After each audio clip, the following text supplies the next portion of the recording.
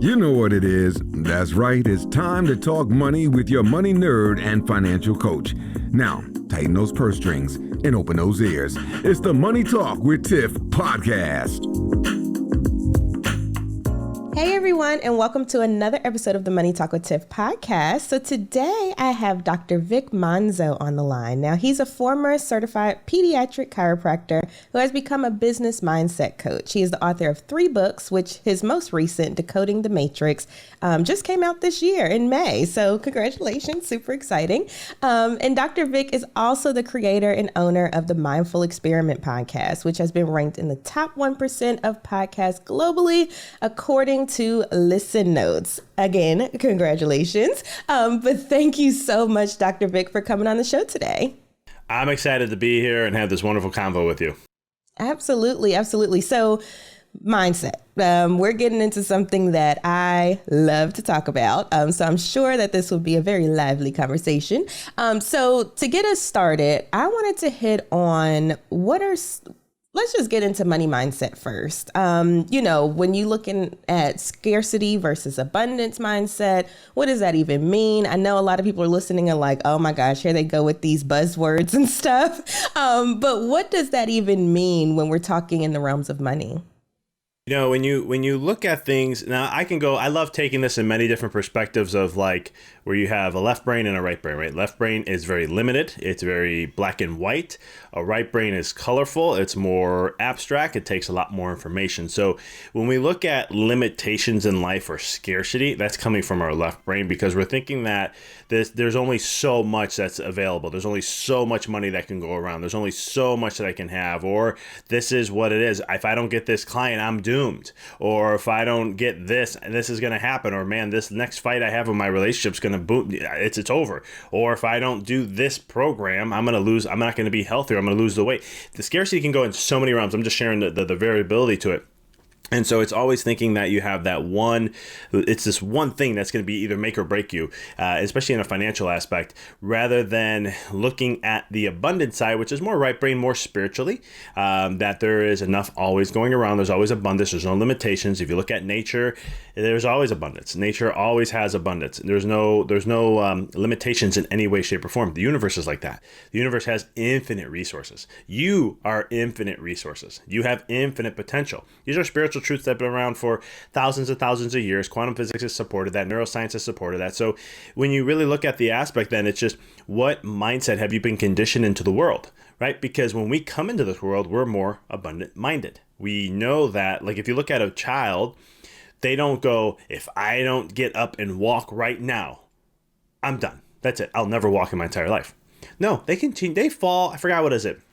I think it's like 2,000 falls by the time they're 2 years old. Now, that's not just from walking. That's other things too. But there's a lot of falls a kid goes through just to get to the point of walking. In walking, it may seem simple. There is so much that has to happen neurologically and muscularly to get to that point from a crawling perspective to erect up on 2 feet. It's just as humans walking on 2 feet is amazing in itself what the brain can do to do that. So that's the aspect when we look at a scarcity. So, but here's the thing now where I said quantum physics comes in, or even neuroscience, because how you see your life is what it's going to be, how you project out. This is why I love mindset work. I started as a chiropractor, but I also went into energy medicine, and I started learning spirituality and spiritual truths and ancient wisdom. I studied a ton of things. And then I started to go, that's great. I got the spiritual side, but then you're talking to people and they're like, that's crazy stuff. Yeah, that's a great idea, right? A lot of people say that. Oh, that's woo-woo. And I say, okay, fine. You want to do that? The way I work is like, all right, I'm going to get the science on this because there has to be science somewhere. And quantum physics at the time was just starting to uncover like how consciousness works and how it plays a role. And I was kind of like, oh my goodness, this is what I want to know. And then I eventually revisited back to what I learned in chiropractic school about the brain and neuroscience, different centers of it. And I was like, oh, this is what that means. Oh, wow, that part of the brain means that. So if you have a scarcity mindset, you will never be abundant unless you change it. I mean, that's just a fact, because if you understand how the mind works and how you play along in some of the universal laws, like the law of vibration or law of attraction, and when you think that this is the belief I have, that's a code, and like I call it a code, and that is basically it's like a computer program. That code's going to run the same no matter what until you change it.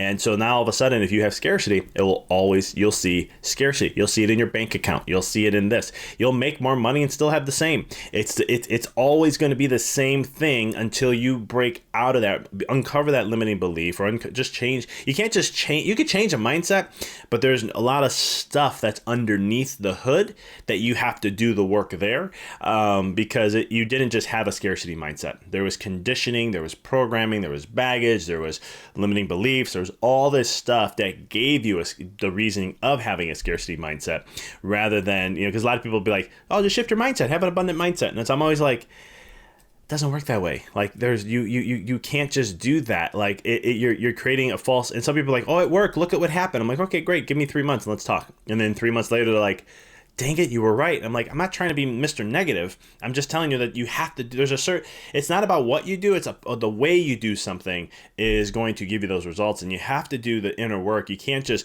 cut off a weed at top and say, oh, weed's gone, I took care of it. And you never got to the root system. Exactly. You said so many things I want to hit on just then.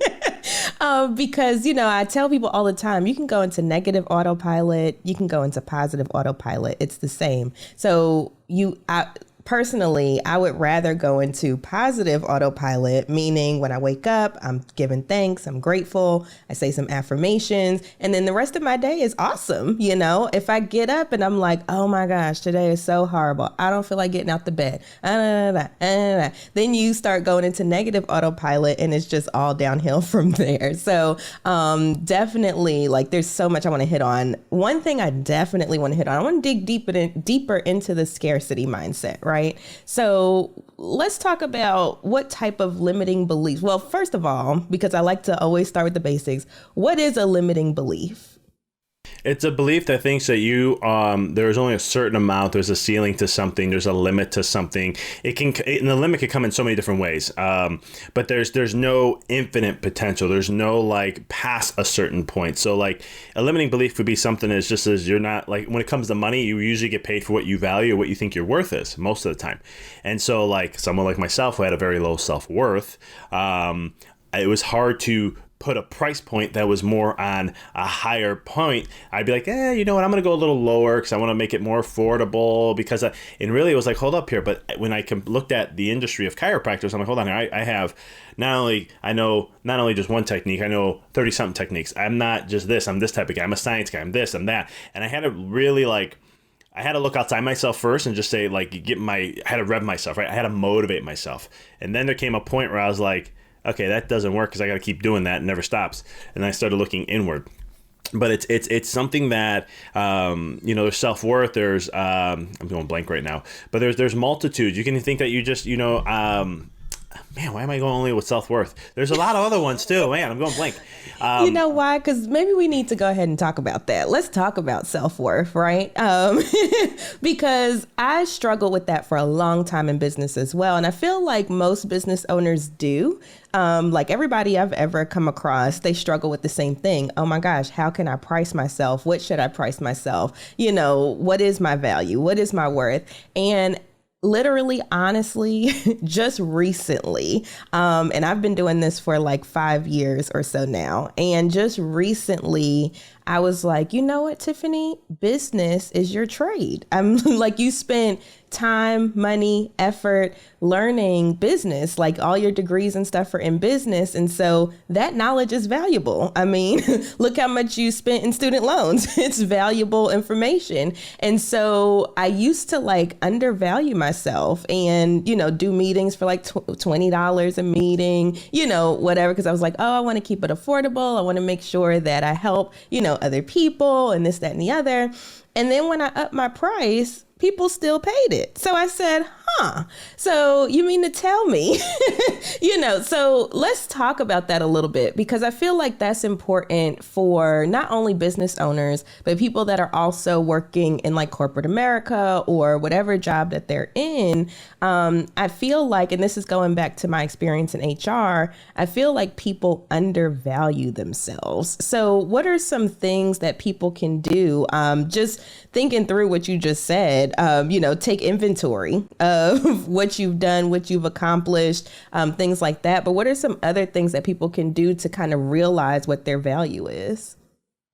Yeah, I think the biggest thing is believing in yourself and understanding the power of that. I wish I had that sooner, because that's where it really gave me the power. Like, I can believe that I can help, I can serve, I can take it to the highest level. Even in coaching, it was one of those things when I started to do coaching, and it was one of those things I was like, man, I don't know what to charge, and I charged so low compared to what I should. I mean, here I've already built an established business. I already understand this stuff. I'm ready to teach it. And then what did I do? I went low. Why? Because I felt like, wow, I don't have social proof. I really haven't anyone done the program yet.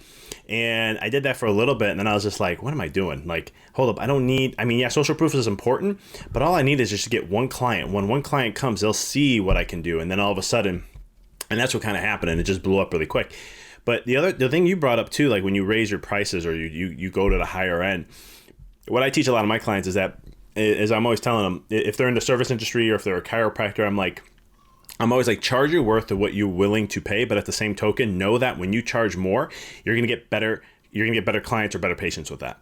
Because when we pay out of our pocket, like I have working with a client one time, and they're like, I barely have this much savings left, and I'm putting it all into, I'm going to put it with you with coaching. And I looked and I said, great, you're going to get unbelievable success because of that. And they were just like, yeah, but I'm nervous, I'm scared. I'm like, don't worry about that, because you're making an action that here, this is what I have left. This is what I'm putting it here. I'm investing in myself. I need someone to guide me. And I was like, because of that, the motivation and drive in you is going to be extremely high. So when you look at it, it's like, well, how do I get belief in myself? How do I, understand the one thing is that you have a gift. Okay. And when I work with clients, I get a little outside the brain a little bit. You'll notice this very quickly. Because when it comes to a price of charging, when it comes to what you're going to do and things along that nature, you have to feel good with that. And I don't mean that from a feeling good, like self-worth, like, oh yeah, okay, well, I think that'll be okay. And no, it has to be like an internal good feeling, like your intuition kind of guides you and says, hey, this is where you want to be at right now. And a lot of times we don't know how to do that because we're so disconnected with ourselves, and we live in a connected world, but we're the most disconnected. It's weird. The more connected we get in one element in technology, the more disconnected we're getting in the other. It's interesting how that works. And we have to learn to tap in. And I teach a lot of my clients that, because I could tell you business strategies and business principles of where you should put price point and why that's important. But that's a lot of the doing stuff that I don't like to get into. I'd rather go like, hey, I'm going to teach you something that instead of getting you a fish for the day, I'm going to teach you how to fish. And so when you're looking at price points, when you're looking at things like that nature, it's understanding what feels really congruent with you. And that's what I've done with myself. Even with coaching and stuff like that, is when I was mapping out my stuff, I was like, okay, you know what? I'm going to stop doing this low price stuff and trying to build myself up. I'm just like, you know what do I feel comfortable with? What do I feel good with? That I believe my worth is right now where I'm at, based on my experiences, based on this. I know where I want to go, but where am I at right now? And then you just believe within yourself 100%, knowing that you're worth it, because you are. The thing is, we all can be we can all be great, and we're all worth it, you're worth whatever you think you are. Right? I said it, you make yourself as valuable as you are. You get paid for what you value. But really, you get paid when, like, I talk about conversions and stuff like this a lot with clients. And I'm always like, the conversion happens because you spoke value. You connected the value of what they're looking at. That's all it is. So when it comes to, you get paid based on what you are valued. And I did this multiple times I remember my chiropractic office, I wanted to be at a certain price point. I heard someone say, hey, the beautiful thing about being an entrepreneur is you can say, I want a raise of this much next year. And you can say, next year, I want another raise of this much next year. And I was like, that's a great idea. So I started doing that. And I was like, but I have to hold on, I gotta know that what does that look like for me? Who do I have to be? And I had to get through some limiting beliefs I had to let go of, like, not having a high self-worth. There's also fears I had to look at, like not fear of failure, but fear of success. What if I got too big? What if I got too much where I couldn't handle? What if I started losing out with my family and all these other things? Because I had fear of success. And it's amazing. People have more fear of success than they do a failure sometimes. And it was looking at that, but I would say the easiest answer is just knowing that you are worthy, and you have to find whatever, in the beginning at least, you have to find what's going to build that confidence for you. With that. And for me, it's always been science. Like, even as a chiropractor, it's one of those things where when I shifted to pediatrics and I was charging my prices higher and doing all these different things, yeah, there was still that the limited belief still comes, but I was like, you know what? I'm like, hold on here. Look at the science of what I do. Look at the research of what I have. Look at what I've done with myself plus other things. I'm like, this is a game changer. And I'm like, I know I can help people even more, and I can empower them even more. And it gave me that confidence in the beginning. And then when I started to see the results, I sat back and I go, yep, this is exactly why I did what I did. I see it now. This is why I'm supposed to do what I'm supposed to be doing. Everything's in alignment and all worked out. Awesome. Awesome. And that is so true. It's like once you start tapping into what your personal limiting beliefs are, it kind of highlights like where you can improve, what you can do better. And then also just looking at it kind of backwards, like you said, where you're like, okay, if I do want to make this amount of money, what do I need? What does that require of me? What does that look like? What kind of value do I have to provide? And I think that's so important too. You know, some people, they go from, I'm going to go ahead and just charge thousands of dollars for this program and not really connecting the value to that. And so they end up, you know, doing a big launch and all that stuff. And then sometimes it flops. But the reason is because you haven't communicated that value to the audience that you're trying to gain. So, you know, it's a very difficult thing to balance, and it's a very difficult thing to kind of get your mind over, because I really resonated when you said scared of success, because I feel the same way. I think I hold my back. I don't hold my back. Hold myself back, you know, sometimes, because when I get like a lot of attention or a lot of publicity, I'm like, ooh, let me pull back some because this is going to be too much, you know. But just getting that mindset and, you know, that headspace around, okay, Tiffany, you can make this what you want to make it. You know, you can control the volume. You can control the demand by controlling your prices, you know, that type of thing. So definitely agree with everything you said. Now, is there anything else as far as limiting beliefs that you had to personally deal with? I know you mentioned a couple there, but was there any other ones that you kind of came across as you were going on this journey? Yeah, I mean, fear of failure was one of them too, where it was like, you know, looking at it or not being good enough, which comes back to self-worth. A lot of my stuff was a lot relating around low self-worth. There's other ones that extend, but like when I looked at them, I was like, no, it's still going back to the self-worth that I'm not worthy. As I kept going, doing this journey, that was the biggest one. And everything kind of resides around that, because once you feel that you are worthy or of success, of the life you want to choose, of having those kind of things, and all of a sudden it's totally a different game changer. But there's other things too out there. There's limiting beliefs when it like negative limiting beliefs when it comes to like money. And I remember when I wrote my first book, I was just putting those in there, and I put like I was looking at like 10 different articles, and they all had the same 10. So I'm like, either these guys are copying each other, or I don't know what's going on here. But I'm like, yo, these are great. And I went through them, and I looked at them, and all of a sudden I'm like, oh my God, I have 9 out of 10. Now I don't have them memorized, but I can share a couple of them. Like, you know, one of the things is that, you know, money doesn't grow on trees. I heard that all my life. Or that you have to have money to make money, or you have to, and again, if you think, and some people go, you have to have money to make money. I said, no, you don't. That just means you don't have self-worth. Because if you think about that for a second, and this was me, I always thought that I had to invest. So when I first got my chiropractic office, I thought I had to get an investor. And so I had an investor, and then last minute it fell through. And I'm like, yeah, universe, what are you trying to tell me here? Man, I was like, literally, thankfully there was a clause in the lease that I was able to get out if we didn't agree on something. So I was just like, I'm going to not agree to this, because this is my only way out, or I'm stuck with a over $100,000 bill for the next 4 years that I can't even, I can't even pay for this. And so thankfully that worked out. We agreed to break off because of that. And, but then all of a sudden this is, again, I didn't know this at the time. So just for all the listeners, I didn't have this figured out then.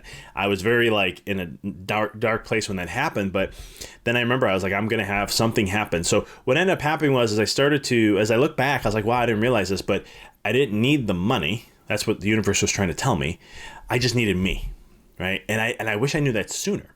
Because a lot of times those limiting beliefs, you think, again, it's a conditioning, it's a code, you're unconscious of it. So you just think the way your brain works is that when with a limiting belief, and so I call it a code, you can argue with somebody about, you could see that they have a limiting belief. You can call them out on that, and they're going to fight that for life. That's what it is about belief systems. We fight them and you don't even know you're fighting them. And what will happen is they'll be like, no, but this is what happened this time, and this is what happened here, and this is what happened there. Because what it is, it's a pain center, and the ego is trying to protect you. So, or your left brain is. So it's telling you, here's the memories, here's why, here's what. Now you're hearing all the conditioning, and you listen to the words and the stories that they say, and you're going to see there's conditioning, and they use the same words. And so then that's what you think your life is, and there's nothing that can get you out of that. In reality, there's a whole other opposite and so much more that's there. And so when it comes to, looking at these different things, I'm trying to think of some other ones off the top of my head. But there's a lot of those kind of limiting beliefs that can definitely play a role like that in some way, shape, or form. Mm-hmm. Absolutely. Absolutely. And you said a mouthful. You're dropping all of the gems, but we don't want to give it all away, right? So, Dr. Vic, if people were interested in learning more about you or listening to your podcast, how could they find you? So you can find everything at my website. It's www.empoweryourreality.com. If you're a business owner and you like what I'm talking about, I have a free one-on-one coaching call that we can hop on a call and can hear what your challenges, what your pain centers are at, what are the things you want to achieve, and I'll give you some tips on how to move forward. And if I feel I can help you, I'll tell you how I can do that. I have a ton of resources on there. My podcast is on there. If you go to free resources, I have my podcast. I got a free book on visualization there you can get a hold of. I got a free video training on how to end the sacrifice. So it's another whole mindset thing of how we think we have to sacrifice and grind and hustle to get to a certain point in success, when in reality we don't have to do that. That world still exists, but there's a whole nother world that we can live too. And if you want to catch me on the socials, bottom left corner of the website, I'm on Facebook, Instagram, TikTok, and LinkedIn. Awesome. Awesome. Well, thank you so much, Dr. Vic. And if you all didn't catch all of that, because he's everywhere, we will have that in the show notes. So definitely check out the show notes and check out his website, because I definitely am. I like those free resources he was naming off. But thank you so much for coming on the show today.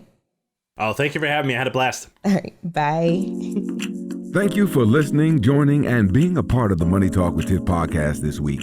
You can check Tiff out every Thursday for a new Money Talk podcast. But if you just can't wait until next week, you can listen to previous podcast episodes at moneytalkwitht.com or follow Tiff on all social media platforms at Money Talk with T. Until next time, spend wise by spending less than you make. A word to the money wise is always sufficient.